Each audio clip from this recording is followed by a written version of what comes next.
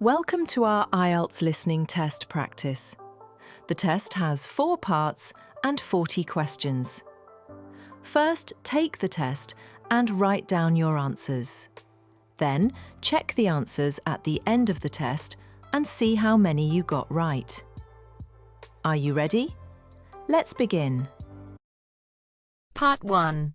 First, you have some time to look at questions 1 to 4.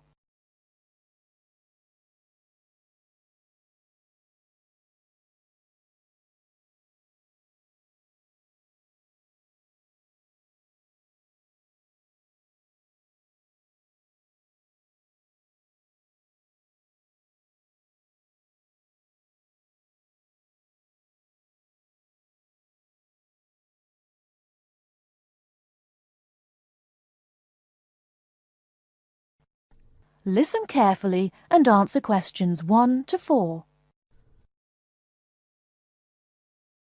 Hello, I am a new student here.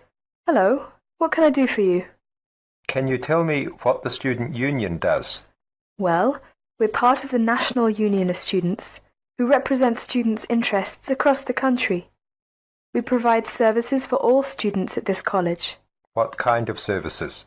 There are advisors and welfare staff, entertainments, sports clubs, union societies, meetings, campaigns, and special interest groups. We offer everything from ballroom dancing to karate, jazz, and political debates. Sounds great. How can you help overseas students? As I've said, we have welfare officers who are used to the sort of problems overseas students may have. They know where to get advice on a particular situation, or basically give whatever help is asked for. I am from the Philippines, and I hope I can meet other Filipino students who are here. I play chess and many sports, especially badminton, basketball, and wrestling. Please, can you tell me how to find out about these things? There is a Filipino society at the college. Regular meetings take place and lots of social activities are organized, such as meals, plays, and dances. The society is made up of Filipino students and other students who have an interest in the Philippines. And what about the sports? Does the union offer the ones I'm interested in? Yes, we do. There are basketball and wrestling teams. If you want to play in one of the college teams, you have to go along to training sessions and compete for a place. For badminton, you can either go to the badminton club or book a court to play with friends. Is there also a chess club or team? No, I'm afraid not. It may be best for you to put a notice on our notice board to find other players. Will that cost me anything? No, it's a free service available to all students, but you have to give your notice to a union officer first, so that it's fair for everyone who wants to use the notice board. I only have a room for 1 month at the moment. I need to find a house or a flat to live in near the college. Are you able to help me with any accommodation problems? There are always rooms available in shared flats or houses on our notice board. The college has some of its own accommodation, and you can also apply for these. If you have any problems at all, you should talk to one of the student union's welfare officers, who can give specialist advice on accommodation. Thank you for your help. You're welcome. Now would you mind helping us? We're conducting a survey to learn more about the students who visit our union office, so that we can improve our services. Would you mind if I asked you a few questions? Not at all.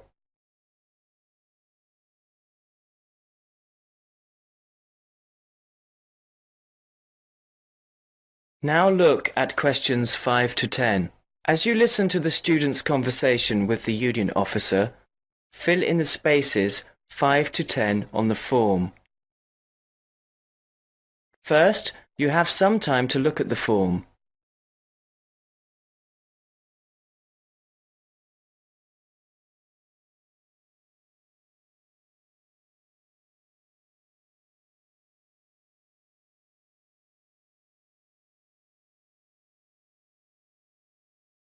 Now listen carefully and fill in gaps 5 to 10. Now would you mind helping us? We're conducting a survey to learn more about the students who visit our union office, so that we can improve our services.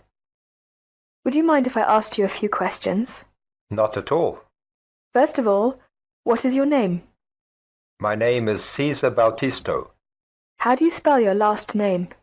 Bautisto. Thank you. And what are you studying? Development Economics. I see. And how long is the course for? 1 year. It's a postgraduate diploma. What would you like to do at the end of it? Have you made your mind up yet? Yes, I'd like to be a United Nations project advisor. Oh, would you? That sounds interesting. Tell me, though, why have you chosen this university? It's got a good reputation in the field of economics.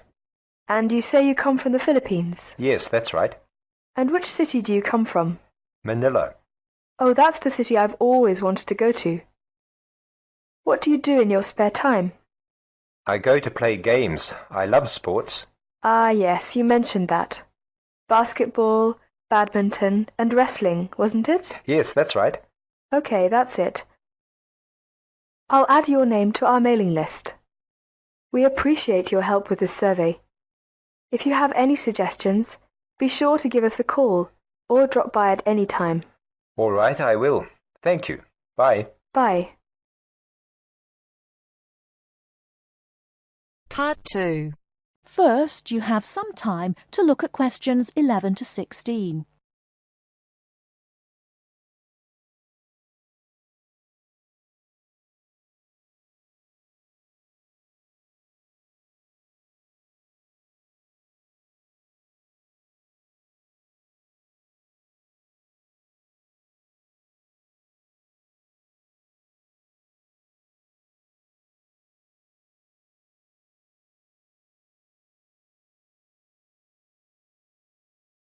Now, listen carefully and answer questions 11 to 16. Everyone knows that we have achieved a huge amount in terms of space exploration. The space race between ourselves and Russia went on for nearly 20 years, but we were the first to land a man on the moon. At that time, the space race was very close, and the Russians very nearly got to the moon before us. For me, the most exciting invention, and the invention that really showed we were ahead in the space race, was the reusable space shuttle. It was first successful in 1981 and has since been used on many missions. The reusable shuttle can carry astronauts on space missions and can serve as a laboratory in which to conduct experiments. It can be used to transport equipment to space stations or to collect or repair satellites. The shuttle carries between 5 and 7 crew members. When a mission is complete, the shuttle fires thrusters, which propel it back into the Earth's atmosphere. It then glides down to make its landing. Before you hear the rest of the talk, you have some time to look at questions 17 to 20.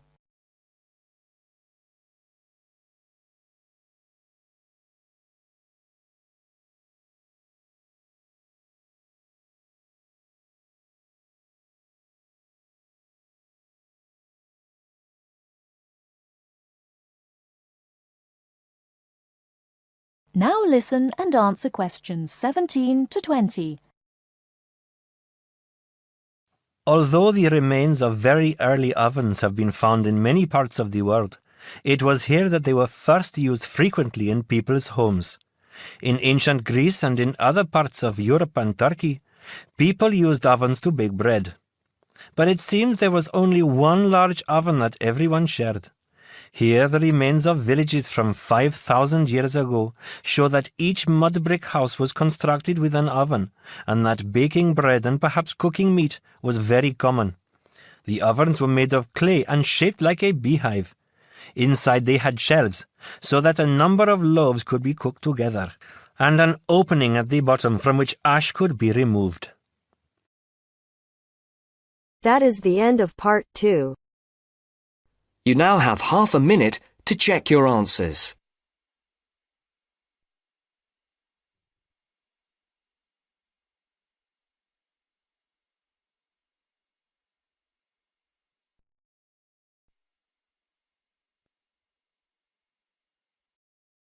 Part 3.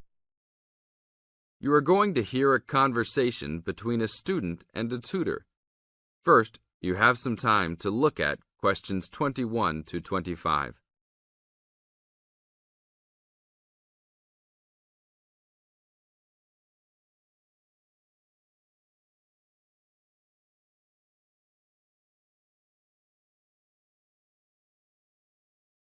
Now listen to the tape and answer questions 21 to 25. Hi, Brad. I was wondering if you have time to answer some of my questions about my upcoming test. Sure, no problem, Jeff.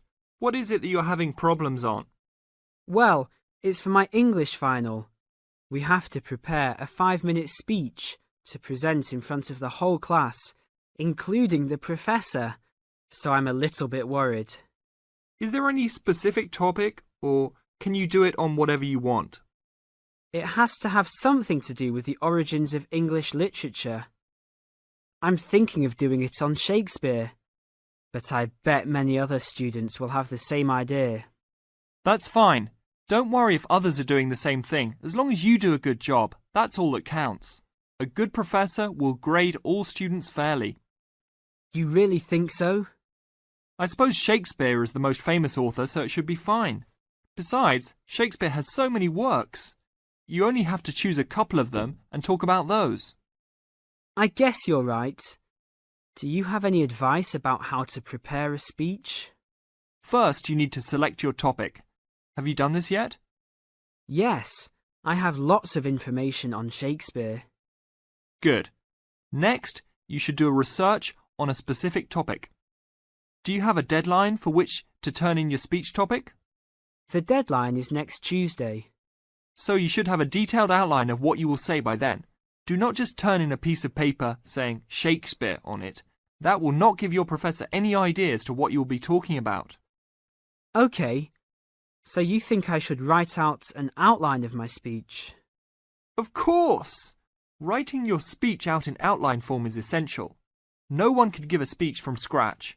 Even the president must refer to his outline when giving a speech. An outline will give you a good structure to base your speech on.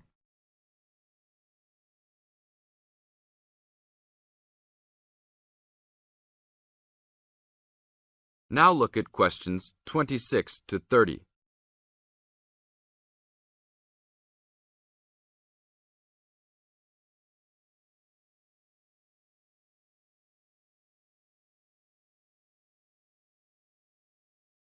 Now listen to the tape and answer questions 26 to 30. That's true. I was thinking that I would do an outline last, after I figured everything out. But I think your idea is better. What should I do after I have an outline prepared? You should then write the speech out, word for word, what you're going to say. This is so you'll have a firm idea of what you will say. It doesn't mean that the speech you will give will be exactly the same, but at least you have a fairly good idea what the final product will be. At this point, I can read it over for you if you want. Really? That would be great. I would appreciate that so much. No problem. Once you write it out, the next step is to practice giving the speech. At first, you can do it in front of the mirror, so you can see your expressions in your presentation. After that, you should practice giving your speech to some friends. I can listen to it for you too. That's a great idea. I really owe you a big favour then. Sure, you can do my Latin homework for me. Just kidding. Seriously, don't worry about it. I can help you with anything you need. So when is the speech due? Well, the speech topic is due next Tuesday. The speech itself will be due next Friday. I can help you any time you want because I have no tests this next week. Besides, I'm an English major and Shakespeare's one of my favourite authors, so helping you out will be no big deal. Thanks so much. Well, I'm going to the library to get started on all this. I'll call you tomorrow. See you tomorrow then.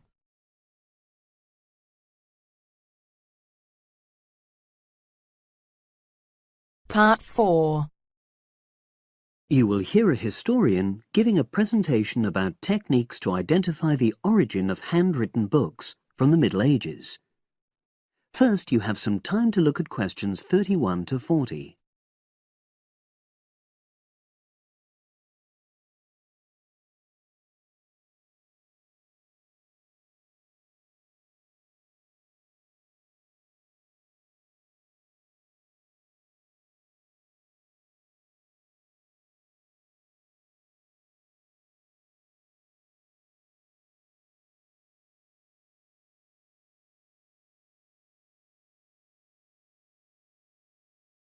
Now listen and answer questions 31 to 40.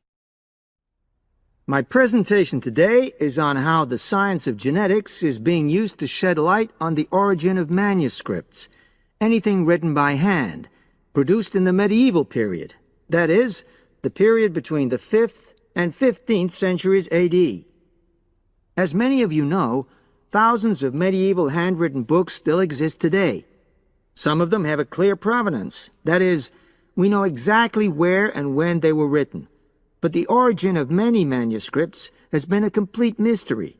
That is, until 2009, when geneticists started using DNA testing to shed light on their origins.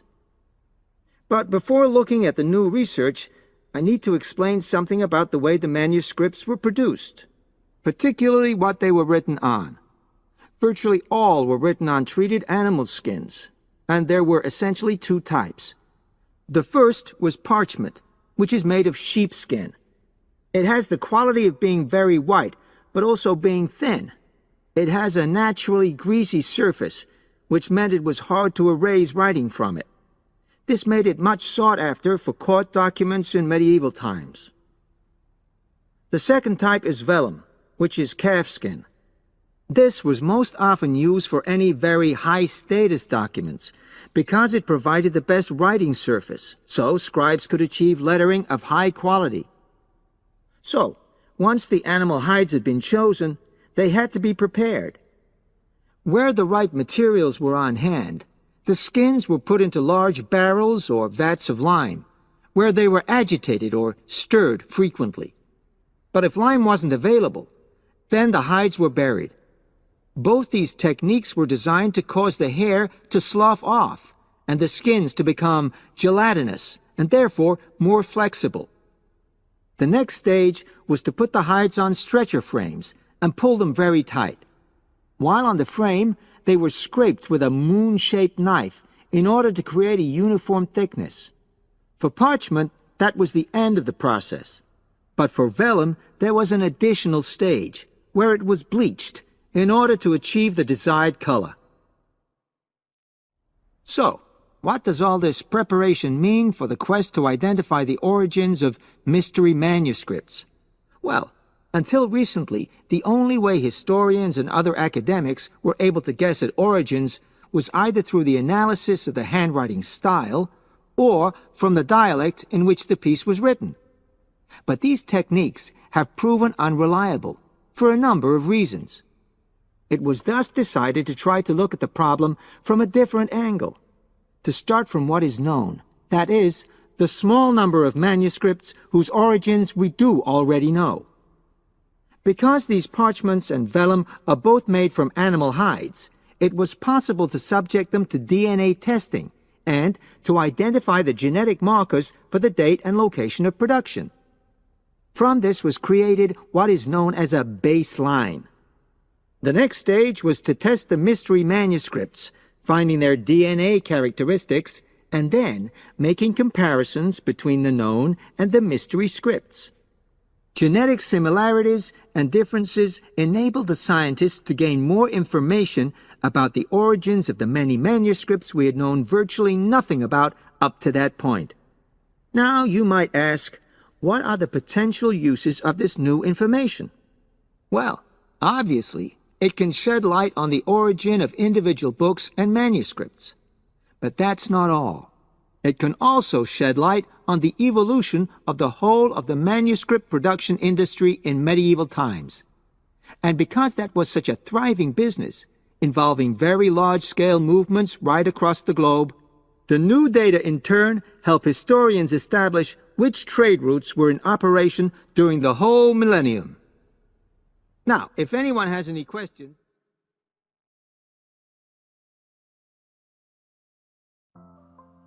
This is the end of the listening test. Please check your answers.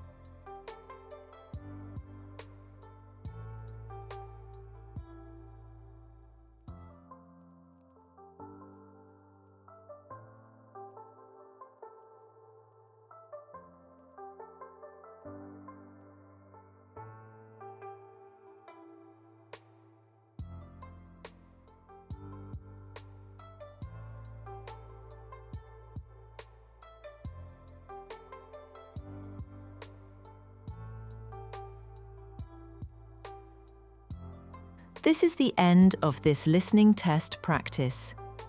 If this video helped you, please like and subscribe to be informed when our next video is out. See you next time!